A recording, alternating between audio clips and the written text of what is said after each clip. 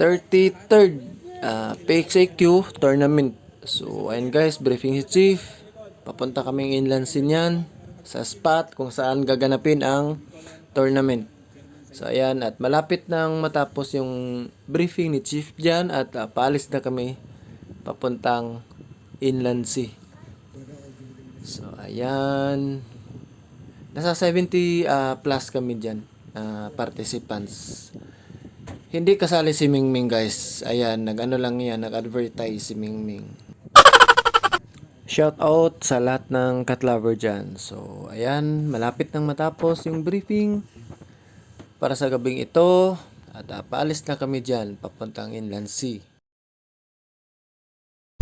At dito nga guys, nag-set up tayo ng pangmaliit na setup para bang huli natin sa maliliit na isda at gagawin nating live bait.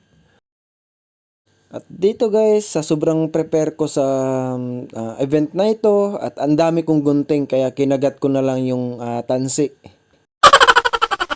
Bagay na hindi nyo dapat gayahin, napakadelikado niyan guys sa nguso ninyo. At dito ipapakita ko sa inyo kung gaano kaliit yung hook na ginagamit natin para panghuli ng maliliit na isda. Yung maliliit na isda gagamitin natin yung pang live bait. At pag ganitong event guys, ang pag-uusapan natin is pasensya. Pasensya, mahabang pasensya hanggang sa hindi ka makahuli ng isda hanggang umaga. Paano ba naman kasi guys, buong gabi ako nagbabadyan at naghahunting ng maliit, wala man akong nahuli ni isa. Tanawa guys sa yung daliri ko, nanginginig yan sa sobrang lamig at sobrang gutom. So pakiramdam ko napapasma na yung bibig ko at ayan malapit na yung sunrise at nag-i-English na yung bibig ko dyan. Beautiful morning guys, beautiful morning. We are here at inland sea line. Very cold. Team tulog number 17. Let's figure this out, what we gonna touch later. Very cold. Grabe yung impact ng lamig, gutom at puyat guys. Ayun yung kinalabasan, nag-English na nga. Kinakahiya ako sarili ko dito guys. At suddenly nga guys, may strike si Sir Ali dito. Nagulat na lang ako pagkatingin ko may hinahatak, yung hatak niya, hatak pang kalawakan. Kita mo naman yan guys, kung ano yung bendo nung rad niyan. Pwersado si Sir Ali dyan kasi yung tension pala ng reel niya is napakahigpit. Ito naman si Sir, si Chief Vincent, RV Vincent, shout out. So ayan, mahatak si Sir Ali. Hindi pa namin alam dyan guys kung anong species yung kumagat. At dito nga guys, pinahawakan ko muna kay Boss Benz yung camera ko at niligpit ko yung rod na nakasalang. Kasi papunta doon ang direction ng isda. So ayan, dali-dali kong tinanggal. Wala din namang huli yan. Pero hindi sa pagmamayabang guys, 8 hours kong binabad yan.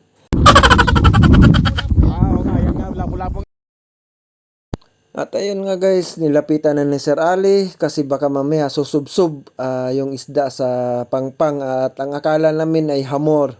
At ito pala isang king mackerel na mamaw.